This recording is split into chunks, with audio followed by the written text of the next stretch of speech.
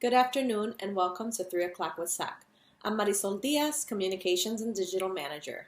Give me a second while I welcome our Spanish-speaking neighbors.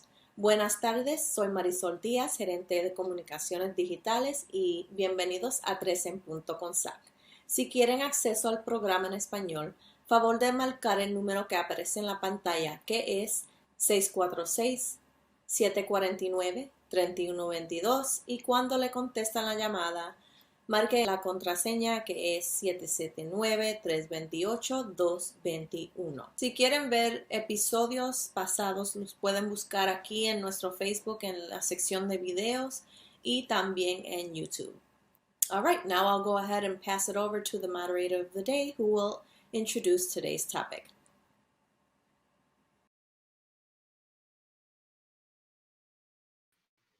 Hi everyone, welcome to 3 o'clock with SOC today. My name is Marlene Zaran. I am the Public Health Coordinator here at the Southside Organizing Center. Today is the COVID-19 day, so we have some great updates for you guys today, and we're going to be talking about some updates about the COVID-19 vaccine, what you should really know about the COVID-19 vaccine. So I'd just like to say that we also have on our team, we have Marisol doing doing production, and we also have Alan doing comments on our Facebook page. So if you put in a comment for us, he's the one to reply to you guys or any questions that you may have.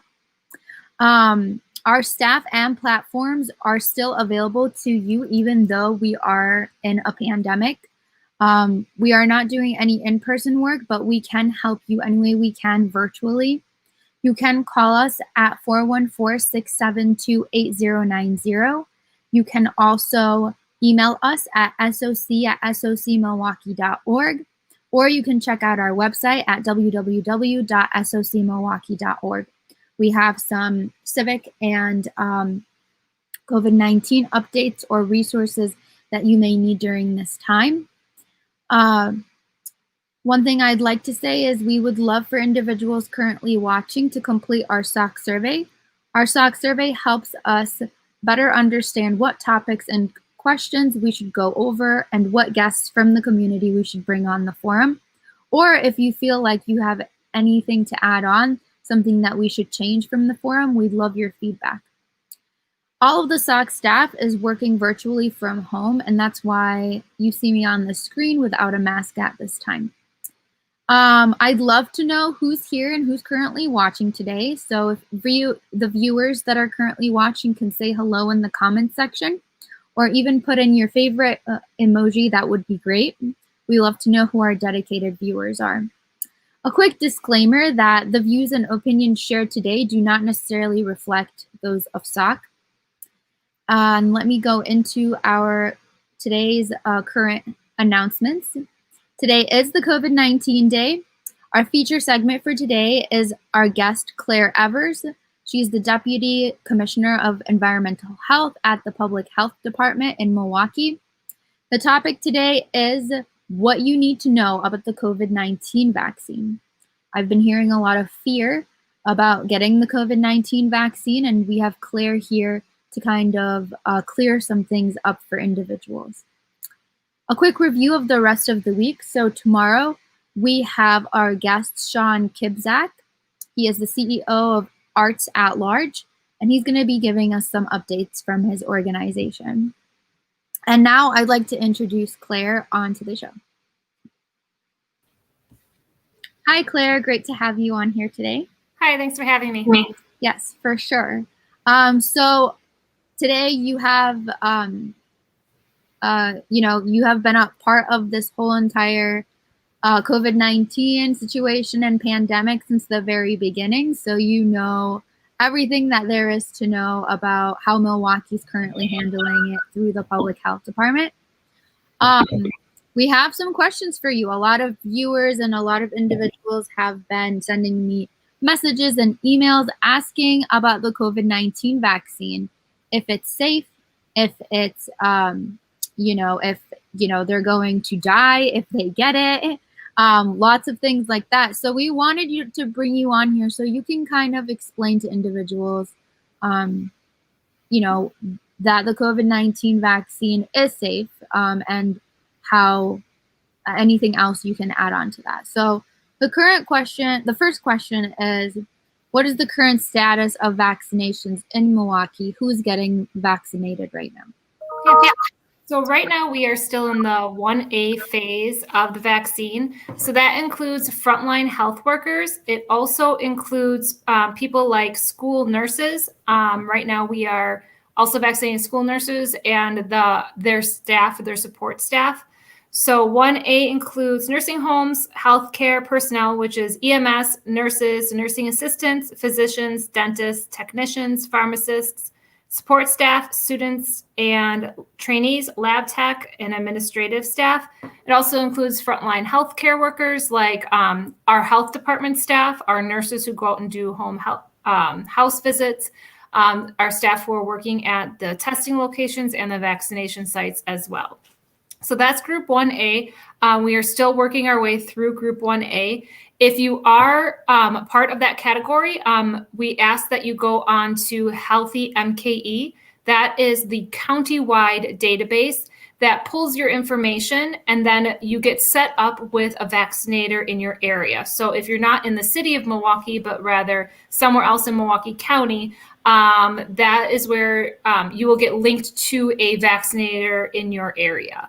So right now we're just at 1A right now. Awesome. Thank you for that update. We'll definitely try to put in that link into our comment section so individuals can access that.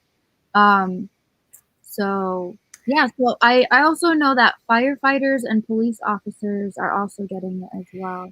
Yeah, so the state has a group. I can't remember the name of the group, but they decide who belongs to what group and who and when we start vaccinating that group. So we were told this week that police who were in 1B could now be vaccinated starting this week. So we have started vaccinating the police as well. One thing about that link I should mention is that's not where you won't register for your vaccine, like you won't pick your time slot from that link, but that is the spot you go to first to get connected with a vaccinator. So I know that there's a lot of confusion this week with that link, people thinking like that's where I select my time to go get my vaccine. This is one step before that, where you get paired with a vaccinator. I did see on the news today that there is something going through the legislature at the state to require the general public to be able to be vaccinated by March 15th.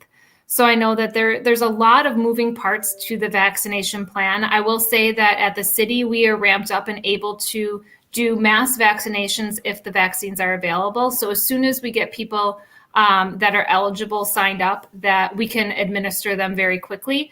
I know this morning there was a push sent out to school nurses to make sure that they're signing up, and there were slots open today and tomorrow. And people like signed up today and got vaccinated today right away. And so it happens really quickly. But as soon as you're up in line and you get that link to sign up, it should happen really quickly. And how it works is you get your first vaccine, and then 3 weeks later, you get your second dose. So then the same online system will prompt you to select your date for your second vaccine when we get there. So I know that our new president is making some executive decisions to make sure the vaccines become more widely available. I know that right now we're a little bit concerned about supply. Last Friday, the state made an announcement that there might be an issue with supply. So we're a little concerned about that, but I'm hoping that with the new administration that won't actually end up being a problem. Awesome. Yeah, very excited for new changes to come. I celebrated last night, but yeah, I think that's great. I think that the vaccine distribution is actually moving quite fast, for, being a pandemic happening in 2020. And I think that, it is quite safe. Can you speak on that? Is Yeah. COVID-19 vaccine safe for individuals to take? Yeah, and I'll say, I totally understand people's apprehension. Me, myself, in public health, in the first talk of vaccinations, I was like, I'm not getting it right away. I was nervous as well. But I will say I did receive my vaccine 2 weeks ago. I am still here. I had no side effects except for a little bit of a sore arm, just like with the flu shot. And so I know that local or in the city, we haven't had any anaphylaxis or any allergic reactions at the city. I know some other local health departments have reported some allergic reactions, but nothing severe. We haven't any severe reactions in the state. One thing people should know is the allergic reactions are if you're allergic to one of the ingredients in the vaccine. Mm-hmm. So when you go to take your vaccine, they'll ask, have you had any allergic reactions in the past? If you haven't had any allergic reactions, then you're observed for 15 minutes before you can leave. If you have had allergic reactions, you're observed for 30 minutes. And so they have EMS workers on site. So after you have your vaccine, you sit in a huge socially distanced room just to make sure you don't have an allergic reaction. And then you're allowed to leave after that. But there's no trick in it. Someone said that to me earlier this week, and I was like, I'm going to use that.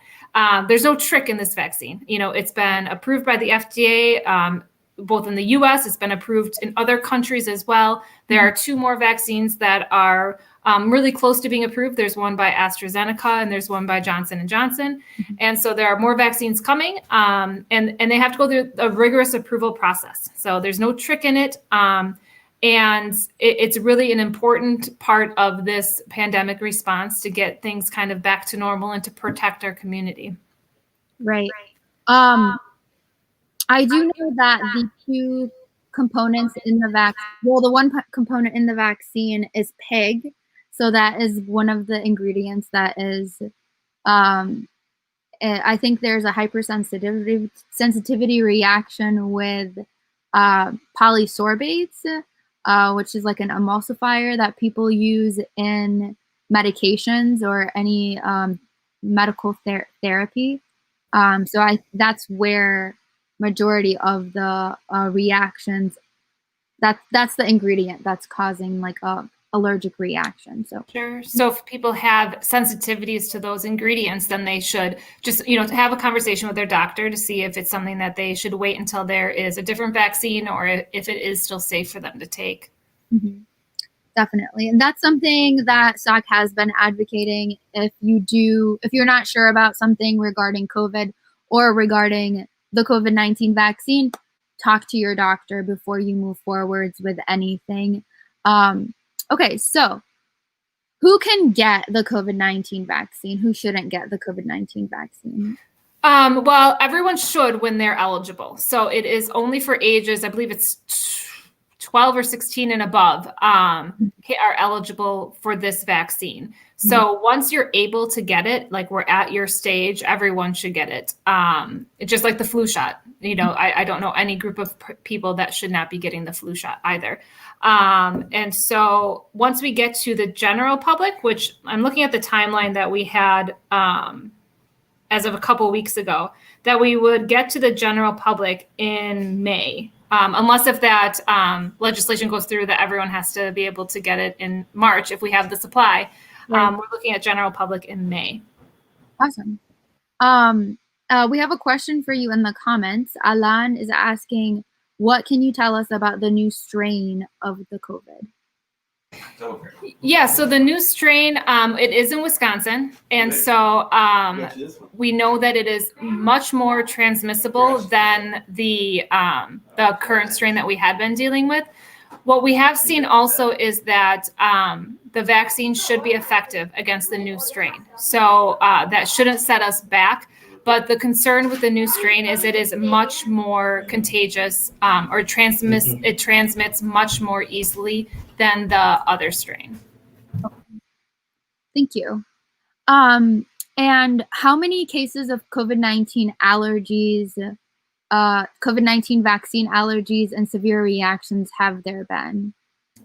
Sure. So the most severe reactions that have been reported to us is anaphylaxis. So that's when you have difficulty breathing. Anaphylaxis is the reaction that like a bee, if you're allergic to bees and you have trouble breathing. So most of the time, if somebody is susceptible to anaphylaxis, they know that they're susceptible and they carry an EpiPen with them, and they know that they have this allergy and are prepared. And so that is the most severe reaction that has been reported. Okay.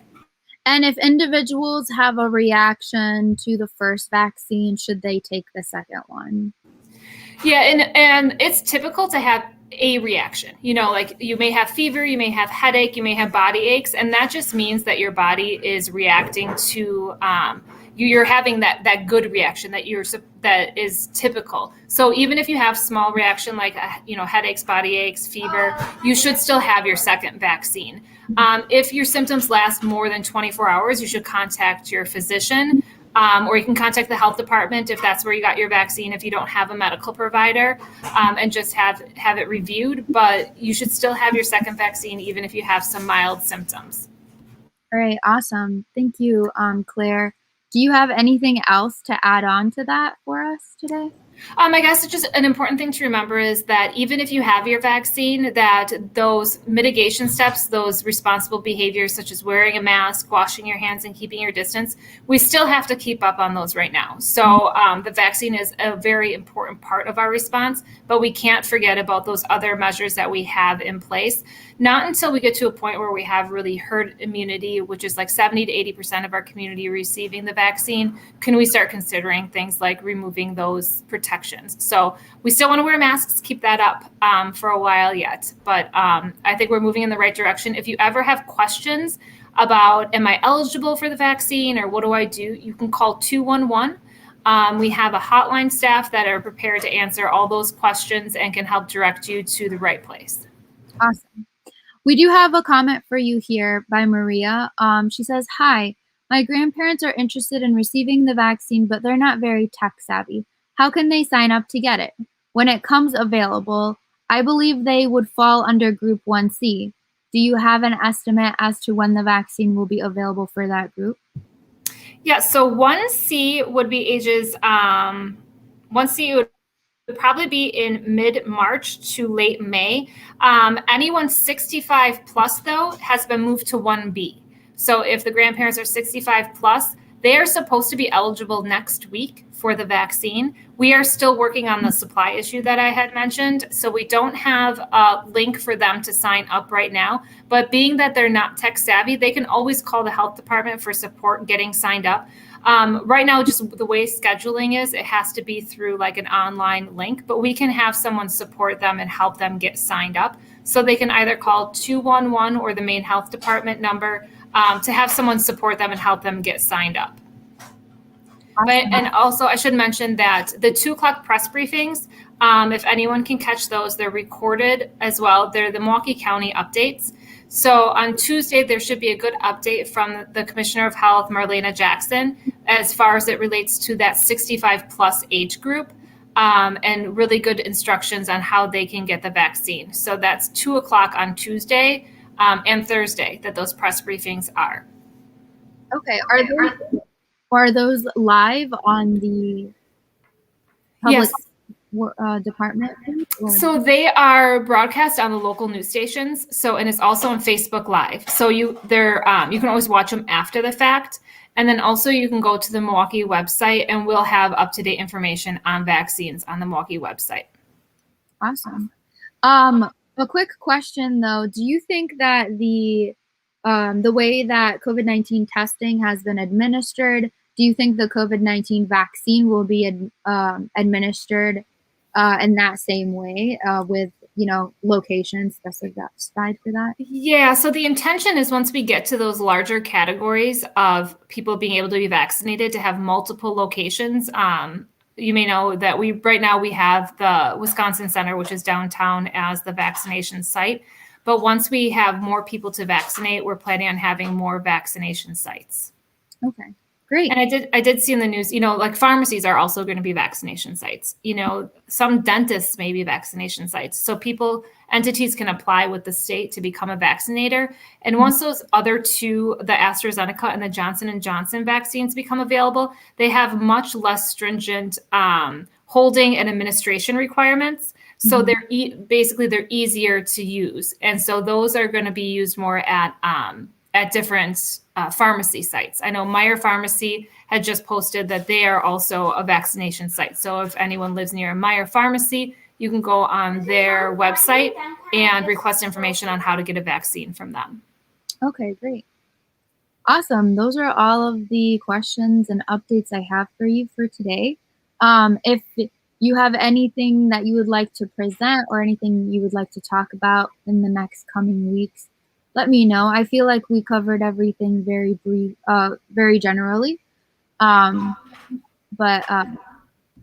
Yeah, I think it was great. Thank you so much for your time, and we hope to see you again soon. You're welcome. Thank you. Thanks. Bye. All right. Always great to have Claire on the show with us.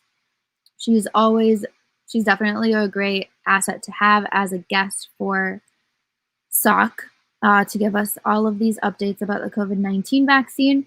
Let's go ahead and say hello to some people from the comments. So let's see here. We have Jasmine. Hello, Jasmine. Hi, Isaiah. Hi, Kimberly. Hi, Lucas. Hi, Maria. Hello, Julio. Buenos tardes. And then we have Alan said hello by saying his question. Juan, hello, Juan. Thank you. Thank you guys for all of your comments and suggestions and questions. It's really great to see that everyone is engaged and really wants to learn more about all of this. So before we continue, I want to just briefly go over the ingredients that are in a COVID-19 vaccine, just to give some individuals reassurance about what it is that is in a COVID-19 vaccine. I'm not sure if that is too small to see, but okay. So like Claire said, if you do get a reaction, this is a screenshot of a PowerPoint that was administered from the CDC in December. It's a vaccine webinar. It's an update on allergic reactions, contraindications, and precautions due to the COVID-19 vaccine. So I took a screenshot of it because I thought it was interesting and really wanted to share it with you guys. So the timing after vaccination, if you do have a reaction, an allergic reaction, it will occur 15 to 30 minutes of your vaccination. So the signs and symptoms are as follows. You can get skin symptoms present in 90% of people with anaphylaxis. So anaphylaxis is extreme allergic reaction. That includes pruritus, urticaria, flushing, angioedema. And then you have confusion, disorientation, dizziness, lightheadedness, weakness, loss of consciousness. Respiratory allergic reaction would be shortness of breath, wheezing, bronchospasm, stridor, or hypoxia. Then if you have a cardiovascular reaction, it would be hypotension or tachycardia. Tachycardia is having a really fast heart rate. Then gastrointestinal, so it would have nausea, vomiting, abdominal cramps, or diarrhea. If you do have a reaction and you have these allergic reactions to the vaccine, then it is recommended that you do not receive the second dose of the mRNA COVID-19 vaccine. So then they break it down even more. So if you have like, this is like very vague, very light reactions to the COVID-19 vaccine, which is completely fine to have. If you are feeling warm or cold, you have diaphoresis, clammy skin, sensation of facial warmth, You have dizziness, lightheadedness, syncope. You have weakness, changes in vision, changes in hearing. So, and then if you have like your breathing changes, so if accompanied by anxiety, you may have an elevated respiratory rate.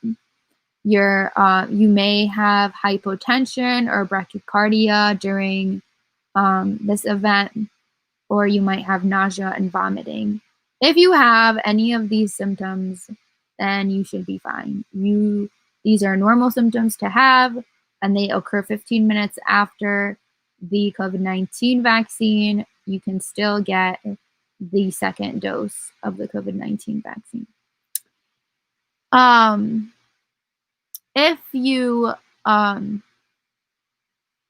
have an allergic reaction 1 to 3 days after vaccination, with most occurring the day after vaccination, you might have fever, chills, fatigue, pain. Not a allergic reaction. These are just normal side effects to the vaccine. My apologies. If these are normal reactions to the vaccine 1 to 3 days after you're vaccinated. So you're going to have fever, chills, fatigue, pain, arrhythmia or swelling at the injection site. And then you can have a headache. Some people get vomiting or diarrhea. You might also get myalgia or arthralgia. If you have any of those symptoms, then you're totally fine. And you can move on to the next dosage. But if you have any of these reactions in the first column here, then you might have an allergic reaction. You should report to your doctor, or you should report to the emergency room, and you will not be getting the second COVID-19 vaccine. I'd like to reiterate that this is very rare. For those that do have an allergic reaction to this, there have been about six. There were 6 reported reactions in the very first, when they first released the COVID-19 vaccine to healthcare workers, and that was when they first released about like a couple thousand. It's very rare, and even if you do have it, the doctors, while you're waiting right after you got vaccinated, they will have an allergy, an allergy needle with them. So once they poke you with that, you should be completely fine. But usually those that have an allergic reaction to it are those that have had an allergic reaction to vaccines in the past when they were younger and they received them, such as the polio vaccine, MMR vaccines, any of those vaccines. All right. And now I have a lead video for you guys. Essentially, we're in collaboration with the Public Health Department to give out lead filters to the south side of Milwaukee. Those lead filters include pitcher filters like I have here. So a pitcher filter like this, or a filter for your faucet. So we have those 2 options. You can only get them if you live on the south side of Milwaukee, because that is the district that SOC serves. If you do apply and you are living on the north side of town, I will have the individual that works at the Public Health Department reach out to you so they can receive your information and send you a filter to your home. So that being said, we're going to play the lead video for you. Lead is a metal that was once used in paint, plumbing, gasoline, and other materials. Lead poisoning occurs when too much lead builds up in the body. Even at low levels, lead poisoning can harm the developing brains and bodies of infants and young children.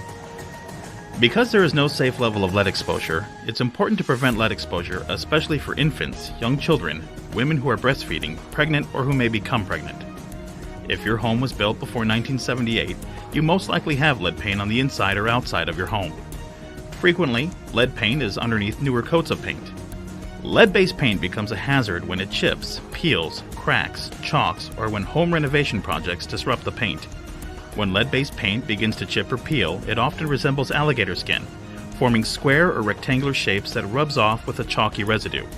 This creates dust or small paint chips. Cleaning your home in a lead-safe way is a fast and effective way to reduce exposure from lead. This video explains how to clean windows in a lead-safe way. First, put on disposable gloves. Use a wet, disposable cloth such as a baby wipe or damp paper towel to clean your windows. Use the wipe to collect paint chips or other large debris that are inside the window well. Throw away the wipe and the debris together in a disposable trash bag, using each wipe only once. Use more than one wipe if necessary. After large debris is removed, use a wipe to collect dust inside the window well and along the sides of the window. Be sure to clean the corners and inside crevices. Use another wipe to clean underneath the window sash. Finally, use a wipe to clean the windowsill. Repeat these steps for all the windows in your home. After all your windows are cleaned, remove the gloves by turning them inside out. This captures any lead dust that may be on the gloves. Throw the used gloves away. Finally, the trash bag needs to be carefully sealed without releasing lead dust. Slowly, close the top of the trash bag together. Then twist it. Fold the twist in half and use duct tape around the twist to seal the bag. Throw this bag away in an outside trash can or dumpster. After cleaning any possible lead hazard, always wash your hands afterward. Use soap and warm water, scrubbing your hands for at least 30 seconds. To prevent lead exposure in your home, make cleaning your windows at least once a week part of your regular cleaning routine. The only way to know if your child has been exposed to lead is to have a lead blood test. If you're pregnant, breastfeeding, or have a child under age 6, talk to your doctor about testing. All Milwaukee children should be tested 3 times before the age of 3. Some children may need to be tested up to age 6. This message is brought to you by the City of Milwaukee Health Department.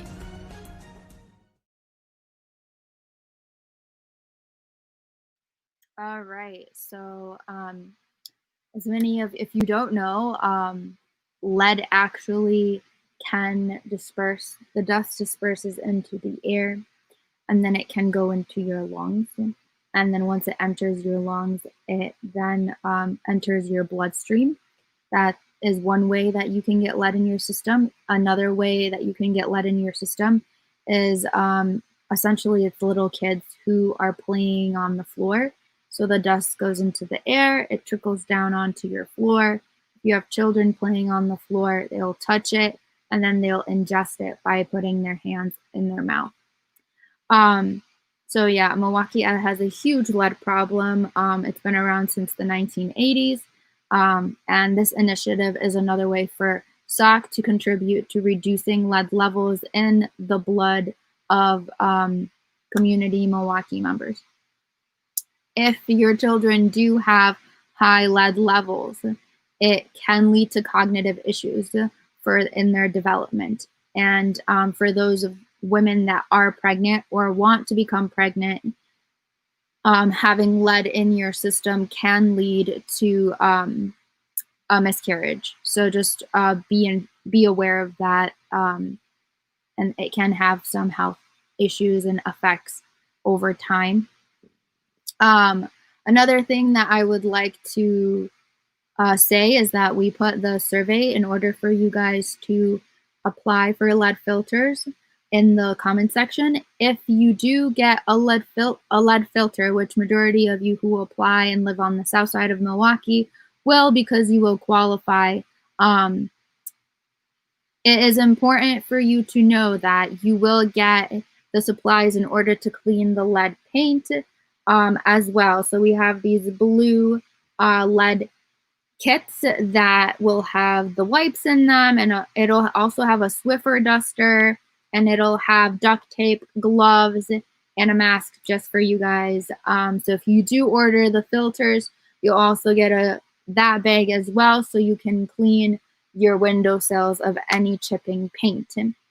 If you do have paint in your home that is chipping, like on your walls, it's important that you conceal that paint So that can be you painting over it with more paint, or you can bring in a professional that can clean that out for you. But yeah, that's my update for lead and COVID-19 for you guys. And now we have a civic video for you guys on it's day 1 of executive orders. Like today. So what I'm going to be doing, I'm so proud of today's executive actions. I'm going to start by keeping the promises I made to the American people. Long way to go. These are just executive actions. They are important, but we're going to need legislation for a lot of the things we're going to do. And the first order I'm going to be signing here relates to COVID, and it's requiring, as I said all along, where I have authority, mandating masks be worn, social distancing be kept on federal property, on interstate commerce, etc. So this is the first one I'm signing. And the second one I'm signing here is the support for underserved communities, and we're going to make sure we have some bedrock equity, equality as relates to how we treat people in healthcare and other things. And we'll give you copies of these executive orders. And the third one I'm going to sign, and that's what I'm going to do while you're all here, is the commitment I made that we're going to rejoin the Paris Climate Accord as of today.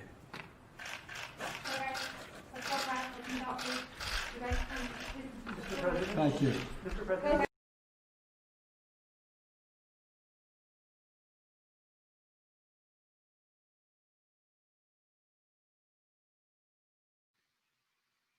So it says here that other executive orders signed will do the following. They'll halt construction of the border wall, continue, pause. Oh, it ended. I hope you guys read that. Now we have, we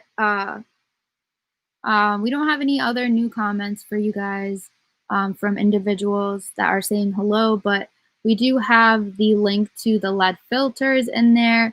We have the link to the vaccine webinar for an update on allergic reactions from the COVID-19 vaccine and what those are, and the ingredients in the COVID-19 vaccine.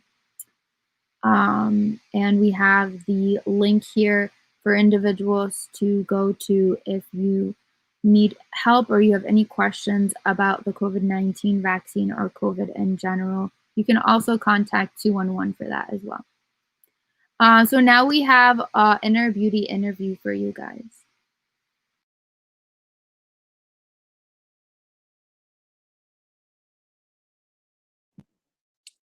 Hi everyone. So today for our SOC feature, we will be having Deanne with us. Welcome, Deanne. Nice to be here. Thank you for inviting me. So Deanne is from Inner Beauty. Deanne, can you tell me a little bit about yourself and then your role with Inner Beauty? So I am the executive director and founder of Inner Beauty Center. So I oversee activities of the drop-in center and outreach, and then we do have a client advocacy program. So, pardon me. And then work on the administrative aspect of Inner Beauty Center. So we've been around starting our 9th year in September. Okay. Yeah. Could you expand a little bit and tell us a little bit more about Inner Beauty, how it got started? Sure. So in 2012, my husband was pastoring at a church on 15th and Lincoln. We'd been there for 12 years at that point. And it was actually the year before, 2011, a woman came into our church, and she was someone who was working the streets, who was addicted. We had a significant issue with women standing on our church steps to work. It provided a really good spot. It was by a bus stop and overhang and a light and all this kind of stuff. Anyway, when she came in, she said to me, God told me if I came in here, you would help me. And initially, my thought was, well, yeah, you're a drug addict and we're a church, which wasn't a very nice way of thinking, I do admit. But once she told me her story, I knew this was a woman who was in desperate need of help. So we did help her. Her story was that she was deceived by a friend, brought to Milwaukee from another state. She was brought into an apartment that was about a half a block north of our church. And there when she walked in, there were about 6 women sitting on the floor being treated like animals. And she knew that this was not a good situation. I don't know how long she was actually in Milwaukee, but we were able to help her. We were able to help her return to her home state by connecting her with her family, and they made arrangements to bring her back. But it took about another year before I realized that she was a human trafficking victim. I didn't understand that term. I knew about gun trafficking and drug trafficking, but not about human trafficking. And so from there started this. We've got to do something, and that's when through some meetings with other churches and other interested parties, we started Interview Center. Wow, that's such a great story. Usually we don't hear stories that insightful, so it's great to hear that. Can you tell us a little bit about what does inner beauty look like typically? So I know that things have changed due to COVID, but what did it look like before COVID hit? So before COVID, our drop-in center was open 3 days a week. That was Tuesday, Wednesday, Thursday. And we had about 4 hours that we were open for women to come in and they could get a meal. And we have a clothing boutique and personal care items. And then we also had a beautician that would come in maybe once a week and provide free haircuts. And street outreach, we were going out maybe 2 to 3 times a week, depending on just how the schedules worked out. So once COVID hit, we actually shut down for about 6 weeks. And then we gradually resumed street outreach. Once we did that, we realized that a number of resources that the women would otherwise have were not available any longer. Some of the meal programs had shut down. Some of the outreach groups had to temporarily stop because of COVID exposure. And so to accommodate that, and knowing that we couldn't open our drop-in center just yet, we increased our street outreach. And so Monday, Wednesday, and Friday, we're out on the streets for about 2 hours, either mid-afternoon or early evening.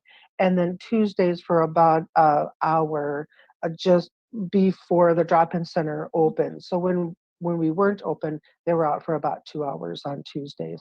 We, at this point now, since we have reopened the drop-in center, we provide a bag lunch Monday, Wednesday, and Friday. And then just on Tuesdays before we open, it's just a reminder to say, hey, come on in. And so there's been a bit of change. We no longer have our sleep area. We no longer have a beautician that comes in. We have to limit access to the clothing boutique by allowing just one person in at a time. And then we try to limit the amount of time so that everybody has an opportunity to go in. So it has put a strain on just how we do things. All women are tested when their temperatures are checked and they're screened. And then when they go into the clothing boutique, they have to glove and mask. When they're in the center, they have to mask unless they're eating.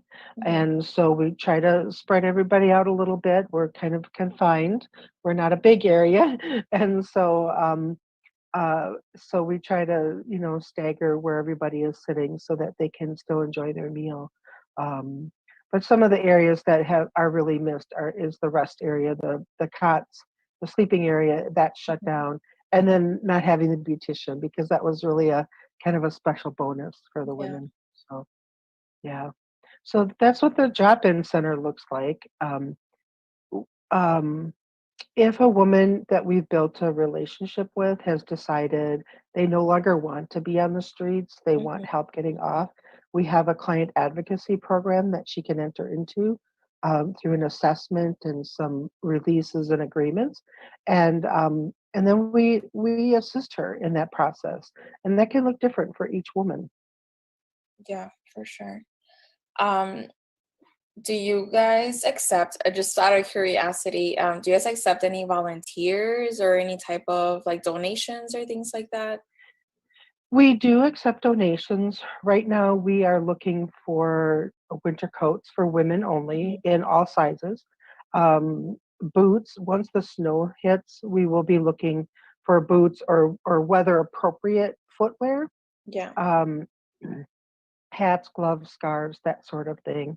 And I think we're probably okay on sweaters. So our biggest need is the jackets. Mhm. Last year, we had just enough to get through, so we didn't have any surplus to start the winter season off with. So right now, anything that comes in, it quickly goes right back out. So if they don't catch it at just the right time, Yeah. they'll miss a jacket. Yeah. So we do take donations. We are accepting volunteers, and so there is on our website you can access a volunteer. It's the first page of our volunteer Mhm. application, like a screening tool under Get Involved, and then there's a phone number to call to set up a time for like an interview or a meet and greet kind of thing. Okay. We Yeah, so we are accepting individuals as volunteers. Okay. Yeah. And then that brings me up to my last question, which is any contact information. So how can we get in contact with Inner Beauty? So there's a few ways you can get in touch with us through an email on contact through our webpage, which is innerbeautycenter.org. There are also our phone numbers are listed. The office number is listed on our Facebook page, which is the Inner Beauty Center. You can send an email to admin@innerbeautycenter.org as well. Okay, perfect. And then lastly, do you have any other comments or anything that you'd want to share with us before we conclude this interview? Well, I think one thing that is really important for community members to know is that when COVID started, we expected to see a decrease in Mhm. the amount of women and the activity on the streets. We actually saw a significant increase in the number Mhm. of women on the streets, which meant the increase of the number of buyers who were circulating the streets. And so there actually has been some documentation on that that activity there's documentation that it has increased and Mhm. why. So there's a variety of different reasons, but so the other thing that has happened because of our increased street outreach is that we have had an increased number of women who have said, I really don't want to be out here. The truth is none of the women really want to be out there. Yeah. None of them want to be doing this. Um, it's just their journey in their life has taken them to this place. And so our goal is to build a friendship and then help them out. So we have had about maybe 8 to 10 women who have said, "Hey, please help me get Mhm. out." So that's been an increase, and we're really excited about that. And so something that has really upset a lot of people's lives has actually worked as a positive influence for the women to be able to say, I'm done, So, and that's the goal. If we can help any number of women, even just one, to get off the streets and reclaim her life, then we have done our job. So we continue to do that. So Well, thank you for that information. mm, And then thank you for everything that you do for your you're service. welcome. You're welcome. Right, thank you. So anybody can have, if they have questions, even if you feel like a family member might be involved in this Mhm. and you have some questions about it, please feel free to either email or to call and we'll get back to you on that because we are supportive of family members as well in that situation. And sometimes we're actually able to find the individual on the streets and be able to intervene if at all possible. So So it's twofold, not just for the women, but also for potential victims and family members of that individual. So For sure. Well, thank you so much for being here, and thank you for sharing about Inner Beauty. you're welcome. All right. Thank you, Maria. Have a great day. Thank you.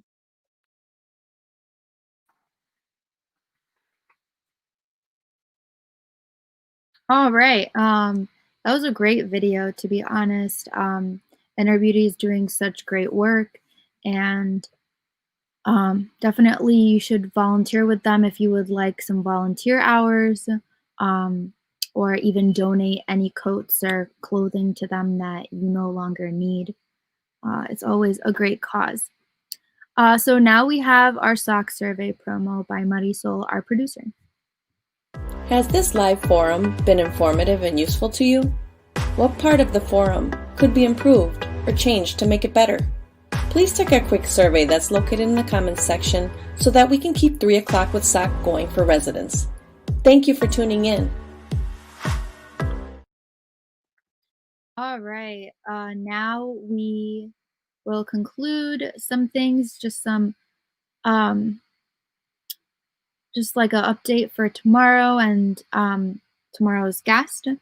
Tomorrow we have Sean Kibzak. He is the CEO of Arts at Large.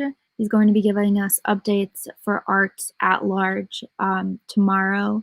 And that's a conclusion of this forum for today. I hope to have more COVID-19 updates for you guys next week, and we can get some more details on the COVID-19 vaccine. I leave you now with some Funder Partner thank yous.